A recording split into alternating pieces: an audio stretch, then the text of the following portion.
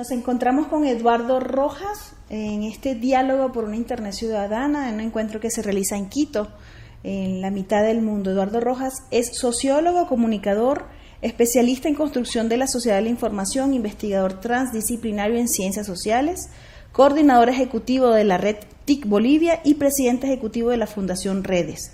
También es autor de un concepto que es violencia digital, y justamente de eso vamos a conversar. ¿Qué es la violencia digital, Eduardo? Hablamos de violencia digital como un concepto emergente que pone evidencia en la protección de los derechos de los usuarios, corrección, de los ciudadanos. Cuando creamos el concepto de violencia digital, ponemos énfasis en relaciones de poder en los que una persona o un grupo de personas, incluyendo estados o empresas, ejercen poder para limitar las libertades de otra persona usando tecnología digital y a través de esta tecnología digital transfiriendo texto, audio o video. Una persona usa texto, audio o video a través de estas máquinas para limitar las libertades de otra persona. El concepto de violencia digital lo que hace es poner énfasis en una perspectiva social de la tecnología. Por lo tanto, hace énfasis en atender los impactos nocivos que el uso de estas máquinas y el mercado global de estas maquinitas y de la información que transporta están dañando al ser humano. Teníamos una tendencia hasta estos últimos 5 años en las que el cibercrimen, la ciberdelincuencia, la ciberseguridad, hoy la ciberinteligencia y todos estos conceptos cyber protegían particularmente a la máquina considerada como un bien patrimonial, como una casa o como un auto, una base de datos, una máquina. Y dentro de esta máquina tienes información de las personas, información digital. Pero la información digital, desde el concepto de violencia digital, no es un bien patrimonial, no es una máquina, no es una cosa, es un bien natural, es un bien personalísimo como la vida o tu identidad. Entonces, lo primero que hace el concepto de violencia digital es subir de categoría a la máquina y a la base de datos tu información personal, a la categoría no de patrimonio, de cosa, de máquina, de dato, sino a la categoría de bien jurídico natural o personalísimo. Esto cambia totalmente la perspectiva del abordaje de los derechos humanos en la sociedad de la información o en la era digital. Porque ¿qué teníamos hasta hoy? Se habla de tecnología, de datos, pero se lo considera como un patrimonio, como una base de datos, como un disco duro, como información. Y cuando nosotros creamos el concepto de violencia digital, decimos, hey, el dato, tu información personal, es un derecho no patrimonial, sino personalísimo, como tu vida, como tu identidad. Un ejemplo concreto donde cualquier persona que nos esté escuchando pueda ser víctima de la violencia digital. Bien, veamos el caso de Facebook. El dueño de Facebook, supongamos que soy yo, Mark Zuckerberg, quien no quisiera, y tenemos la base de datos de Facebook. Viene un cracker, que es como una especie de hacker del lado del mal, sustrae toda la base de datos, donde están tu cuenta, la mía y la de todos los que nos están viendo. Mis fotos. Tus cuentas de Facebook con todo lo que tiene, toda tu cuenta. Pero aquí están miles de millones de cuentas de todos los usuarios del mundo, ¿no? El cracker sustrae la base de datos y yo, Mark Zuckerberg, pido ayuda a la policía. La policía, muy efectiva, agarra al cracker del cuello, logra identificarlo y recupera la base de datos. ¿A quién se la devuelven? Al dueño, a Mark Zuckerberg. Pero nuestros datos ya fueron filtrados y estuvieron vagando por todo lado y vendiéndose en uno y otro lado. ¿Quién nos protege? El cibercrimen y la ciberseguridad protegen esta base de datos y al dueño de la base de datos, más no a ustedes y a nosotros que somos los usuarios. La violencia digital lo que hace es proteja a Mark Zuckerberg, proteja su base de datos, como lo hemos estado haciendo todo este tiempo, pero amplíe la protección a los millones de ciudadanos que estamos haciendo uso de estas plataformas digitales. Ese es el mejor ejemplo, porque resulta que hasta la fecha la mayoría de los usuarios, no somos ciudadanos, somos usuarios, eso tiene una relación contractual. Acepto. Cuando tú dices acepto para usar Facebook, Snapchat, WhatsApp o cualquier plataforma, incluyendo Google o YouTube, tú estás cediendo derechos, estás firmando un contrato virtual. Al decir acepto, tú aceptas las cláusulas, términos y condiciones de cada empresa que tiene bases de datos. Entonces, lo que nosotros decimos es, tenemos que romper esa lógica de usuario, cliente, y que subirla a la categoría de ciudadano, porque no es lo mismo ser usuario-consumidor, que tiene una relación contractual, que ser ciudadano de derecho pleno. Y esto no se va cumpliendo cuando hablas del mundo digital. Todo el mundo digital hoy es una relación de mercado. Y el principal ejemplo de ello es que cualquier información que tú tienes en estas maquinitas se guarda en bases de datos que son utilizadas a su vez para generar modelos de negocios, por cierto, en la que ninguno de los consumidores usuarios recibe un centavo a cambio, pero es más, brinda toda su información exponiendo su vida pública en un ámbito global, su vida privada en un ámbito global que es público y además de ser global real, es virtual. ¿Por qué se ha vuelto entonces necesaria una política pública o las políticas públicas de prevención de violencia digital en este cambio de época? En Bolivia estamos desarrollando una iniciativa que esperamos que se masifique a nivel global, no solamente latinoamericano, que es la construcción de proyectos de ley de prevención de la violencia digital. ¿Por qué es importante? Porque para empezar no tenemos un marco legislativo que proteja al usuario de esta relación obligatoria, no consentida, de ser consumidor.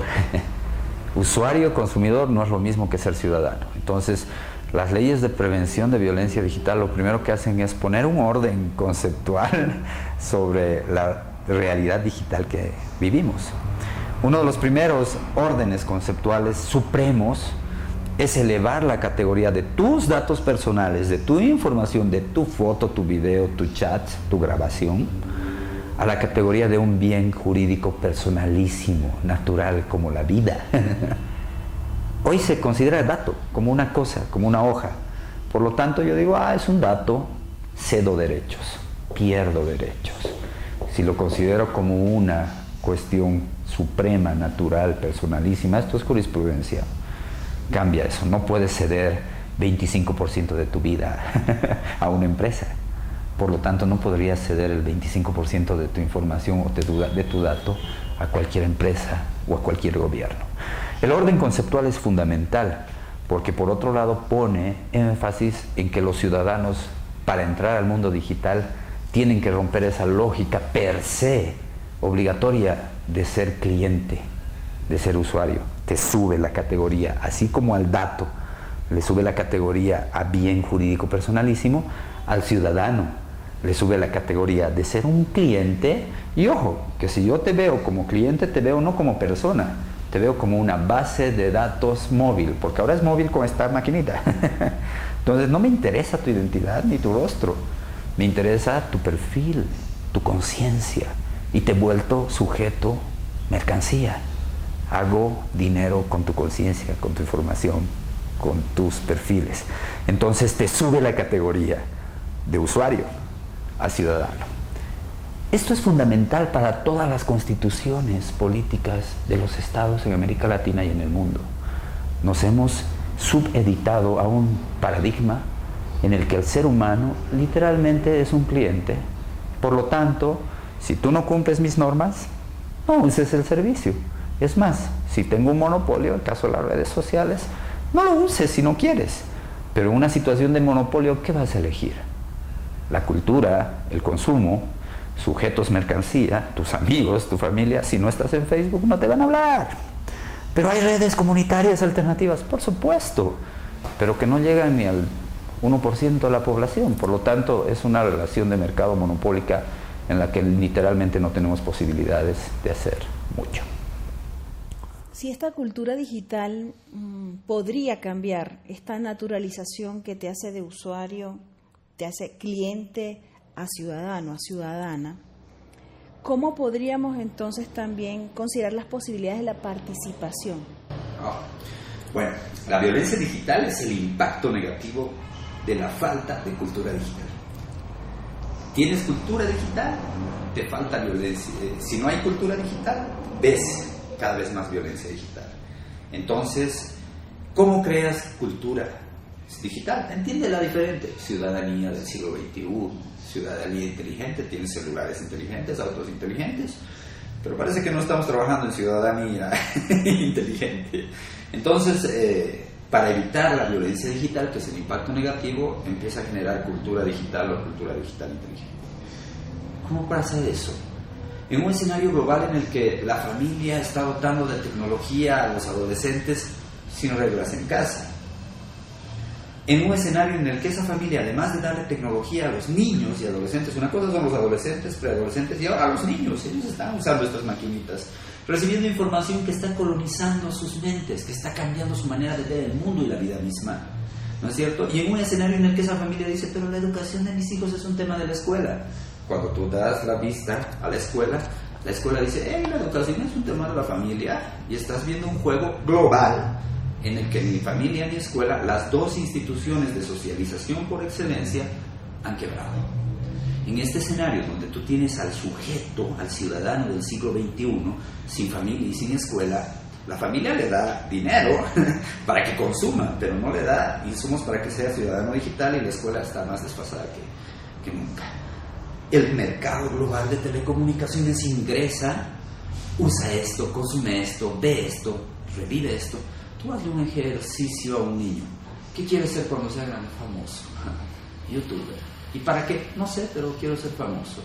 La lógica de lo privado se ha deshecho totalmente, y literalmente hoy tienes a unos ciudadanos generacionalmente colonizados por contenidos digitales interactivos en manos de grandes empresas transnacionales, que lo que están haciendo es configurarlos como ciudadanos sin vida privada en el espacio público, que además de ser local, es global y es virtual. Ok, en ese escenario, la construcción de ciudadanía necesita reorganizar los roles de la escuela, de la familia, el consumo masivo de contenido digital interactivo, y uno de los principales ejes para lograr eso parece ser el ingreso a la economía digital, a la economía del conocimiento, que no es lo mismo. Y cuando empiezas a ver cuál es el grado de cultura y de acceso a la economía del conocimiento, generar valor en base a tu inteligencia, tú lo único que tienes son zombies digitales, que lo que están haciendo es consumir, aceptar, bajar, descargar, compran megas, gastan en internet, gastan en crédito para las empresas de telecomunicaciones, pero ninguno de ellos, jóvenes, grandes, tienen un retorno económico. Hay que trabajar hacia la economía del conocimiento, y parece que ese avance está orientado en una fórmula muy simple pero a la vez complejísima, que es alimentar no las máquinas, no el acceso a tecnología, sino pensar en que el cerebro de cada ser humano, de cada ciudadano, es una potencial máquina. Esta máquina, ¿qué tiene como base fundamental? Tu inteligencia. Inteligencia con información digital.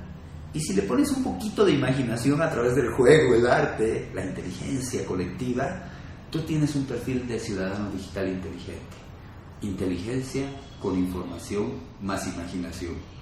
Desafortunadamente, nuestra evaluación regional es que no estamos avanzando en ello. Ya para terminar, esto del uso de Internet, de las redes en los espacios educativos, también se puede ver como una amenaza o un retroceso a los derechos a la educación, en los que el Estado tiene que cumplir ciertas condiciones de la enseñanza y del aprendizaje, el aula, la infraestructura, las condiciones docentes, el currículum y todas otras cosas que forman parte de la educación.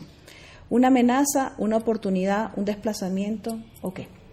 Desde el punto de vista de la Fundación Redes, basados en muchas investigaciones, tenemos la configuración de ciudadanos, nuevos ciudadanos, niños, preadolescentes y adolescentes, que hoy al estar en cuentas en redes sociales, al usar plataformas de comunicación móvil como el WhatsApp, Snapchat, etcétera, Instagram, lo que están haciendo es volverse consumidores, no ciudadanos. Desde ese punto de vista ya es una agresión. Hay una tendencia en América Latina, también a nivel global, que dice una computadora por niño. Dale un celular al estudiante, eso lo va a hacer más inteligente. Paradójicamente lo que vemos es que también está ingresando a los ciudadanos al mundo del mercado. ¿Qué hemos visto en Bolivia? 20% desde que de niños que usa teléfono celular ha dejado de comunicarse con su familia, 20% ha dejado de hacer deportes, 20% ha dejado de salir a divertirse y 20% ha dejado literalmente de promover iniciativas de estudio. Tú tienes unos porcentajes que al sumar están copando el tiempo, entre comillas, libre de las nuevas generaciones. ¿Cargado de qué? De información y conocimiento. ¿Qué es esa información y conocimiento? Imágenes. Recuerda que en la adolescencia y también en todas las personas, tu inteligencia, tu cerebro genera plasticidad. Ese órgano que es tan plástico está orientado a crear imágenes. Imágenes. Te digo el concepto pelota y tu cerebro procesa la palabra pelota, crea una imagen de la pelota y después te dice, vamos a jugar con una pelota. ¿Qué pasa hoy? Las imágenes están llegando a través de estas máquinas de tal manera que el cerebro dejó de ser plástico. El cerebro dejó de producir imágenes al mundo y solo las repite. ¿Qué imágenes repites?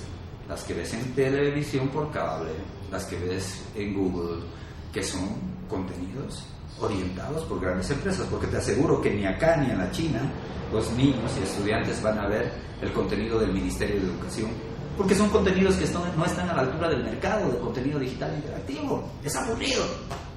Entonces consumen otro tipo de imágenes que hoy están colonizando las mentes de esos ciudadanos. Estamos ante la emergencia de una nueva droga. La violencia digital genera adicción y la adicción es a la información.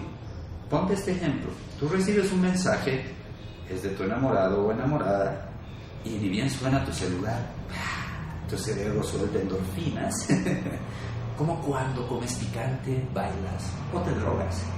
Entonces, imagínate esos adolescentes, jóvenes que están enamorados en etapa de socialización, están todo el día recibiendo mensajes. Esos mensajes son imágenes, esas imágenes están producidas por el mercado global.